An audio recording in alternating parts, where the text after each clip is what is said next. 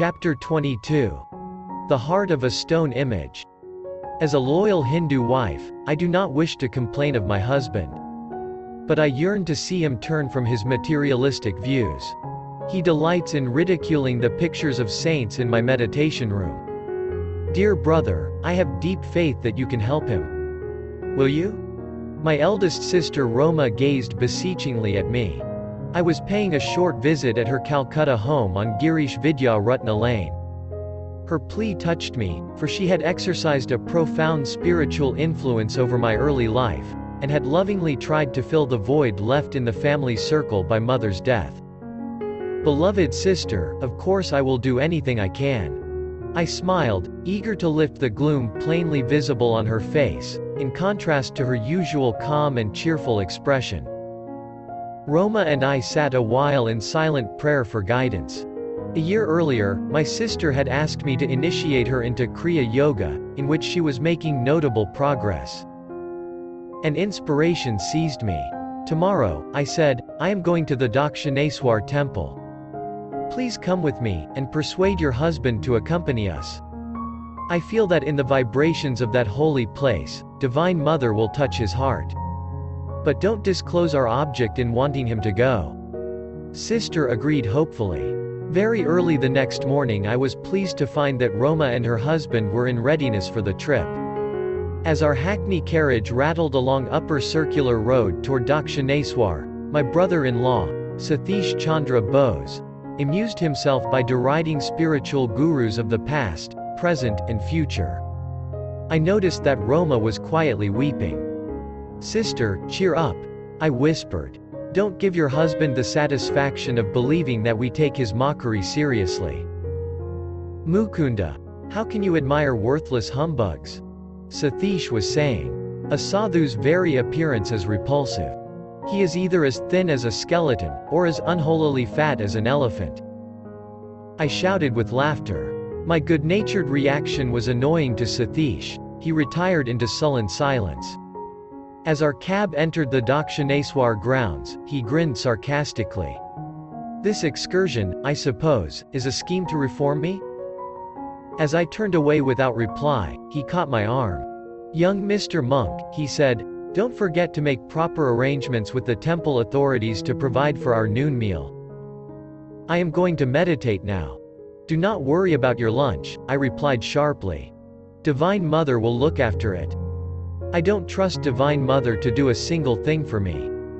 But I do hold you responsible for my food. Satish's tones were threatening. I proceeded alone to the colonnaded hall which fronts the large temple of Kali, or Mother Nature.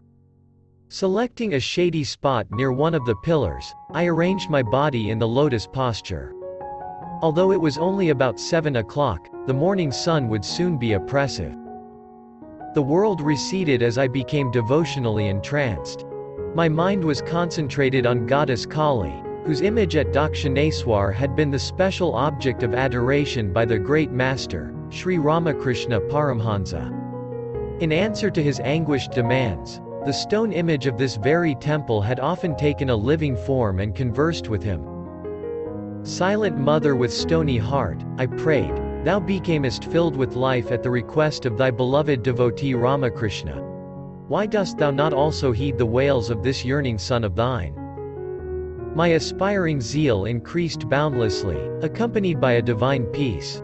Yet, when 5 hours had passed, and the goddess whom I was inwardly visualizing had made no response, I felt slightly disheartened. Sometimes it is a test by God to delay the fulfillment of prayers. But he eventually appears to the persistent devotee in whatever form he holds dear. A devout Christian sees Jesus. A Hindu beholds Krishna, or the goddess Kali, or an expanding light if his worship takes an impersonal turn. Reluctantly I opened my eyes, and saw that the temple doors were being locked by a priest, in conformance with a noon-hour custom. I rose from my secluded seat under the open, roofed hall, and stepped into the courtyard.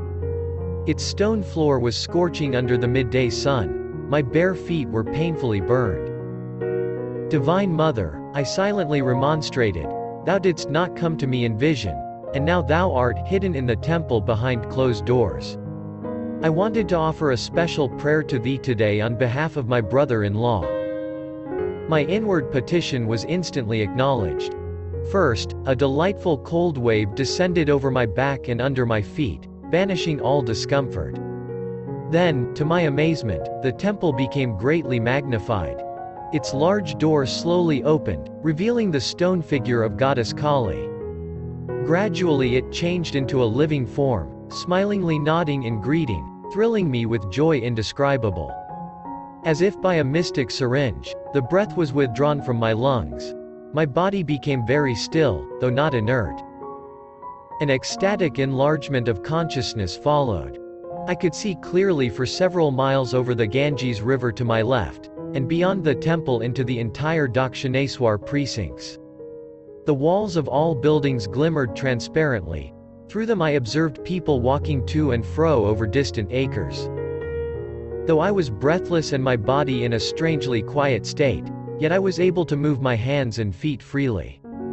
For several minutes I experimented in closing and opening my eyes. In either state I saw distinctly the whole Dakshineswar panorama. Spiritual sight, X-ray-like, penetrates into all matter. The divine eye is center everywhere, circumference nowhere. I realized anew, standing there in the sunny courtyard, that when man ceases to be a prodigal child of God, engrossed in a physical world indeed dream, baseless as a bubble, he re-inherits his eternal realms.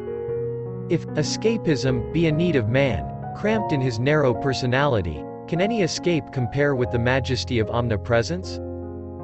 In my sacred experience at Dakshineswar, the only extraordinarily enlarged objects were the temple and the form of the goddess.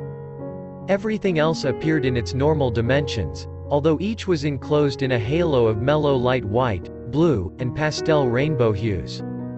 My body seemed to be of ethereal substance, ready to levitate. Fully conscious of my material surroundings, I was looking about me and taking a few steps without disturbing the continuity of the blissful vision. Behind the temple walls I suddenly glimpsed my brother-in-law as he sat under the thorny branches of a sacred bel tree. I could effortlessly discern the course of his thoughts. Somewhat uplifted under the holy influence of Dakshineswar, his mind yet held unkind reflections about me. I turned directly to the gracious form of the goddess. "Divine Mother," I prayed, "wilt thou not spiritually change my sister's husband?" The beautiful figure, hitherto silent, spoke at last, "Thy wish is granted." I looked happily at Satish. As though instinctively aware that some spiritual power was at work, he rose resentfully from his seat on the ground. I saw him running behind the temple. He approached me, shaking his fist. The all-embracing vision disappeared. No longer could I see the glorious goddess. The towering temple was reduced to its ordinary size, minus its transparency. Again my body sweltered under the fierce rays of the sun. I jumped to the shelter of the pillared hall, where Satish pursued me angrily. I looked at my watch. It was 1 o'clock, the divine vision had lasted an hour. "You little fool," my brother-in-law blurted out. "You have been sitting there cross-legged and cross-eyed for 6 hours. I have gone back and forth watching you. Where is my food? Now the temple is closed. You failed to notify the authorities. We are left without lunch." The exaltation I had felt at the goddess' presence was still vibrant within my heart. I was emboldened to exclaim, "Divine Mother will feed us." Satish was beside himself with rage. Once and for all, he shouted, "I would like to see your Divine Mother giving us food here without prior arrangements." His words were hardly uttered when a temple priest crossed the courtyard and joined us. "Son," he addressed me, "I have been observing your face serenely glowing during hours of meditation. I saw the arrival of your party this morning, and felt a desire to put aside ample food for your lunch. It is against the temple rules to feed those who do not make a request beforehand, but I have made an exception for you." I thanked him, and gazed straight into Satish's eyes. He flushed with emotion, lowering his gaze in silent repentance. When we were served a lavish meal, including out-of-season mangoes, I noticed that my brother-in-law's appetite was meager. He was bewildered, diving deep into the ocean of thought. On the return journey to Calcutta, Sathish, with softened expression, occasionally glanced at me pleadingly. But he did not speak a single word after the moment the priest had appeared to invite us to lunch, as though in direct answer to Sathish's challenge.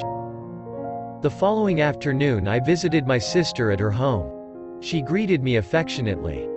"Dear brother," she cried, "what a miracle! Last evening my husband wept openly before me. Beloved Devi," he said, "I am happy beyond expression that this reforming scheme of your brother's has wrought a transformation. I am going to undo every wrong I have done you. From tonight we will use our large bedroom only as a place of worship. Your small meditation room shall be changed into our sleeping quarters. I am sincerely sorry that I have ridiculed your brother. For the shameful way I have been acting, I will punish myself by not talking to Mukunda until I have progressed in the spiritual path. Deeply I will seek the Divine Mother from now on. Someday I must surely find her." Years later, I visited my brother-in-law in Delhi. I was overjoyed to perceive that he had developed highly in self-realization, and had been blessed by the vision of Divine Mother. During my stay with him, I noticed that Sathish secretly spent the greater part of every night in divine meditation, though he was suffering from a serious ailment, and was engaged during the day at his office. The thought came to me that my brother-in-law's lifespan would not be a long one. Roma must have read my mind. "Dear brother," she said, "I am well, and my husband is sick. Nevertheless, I want you to know that, as a devoted Hindu wife, I am going to be the first one to die. It won't be long now before I pass on." Taken aback at her ominous words, I yet realized their sting of truth. I was in America when my sister died, about a year after her prediction. My youngest brother Bishnu later gave me the details. Roma and Sathish were in Calcutta at the time of her death, Bishnu told me. That morning she dressed herself in her bridal finery. "Why this special costume?" Sathish inquired. "This is my last day of service to you on earth," Roma replied. A short time later she had a heart attack.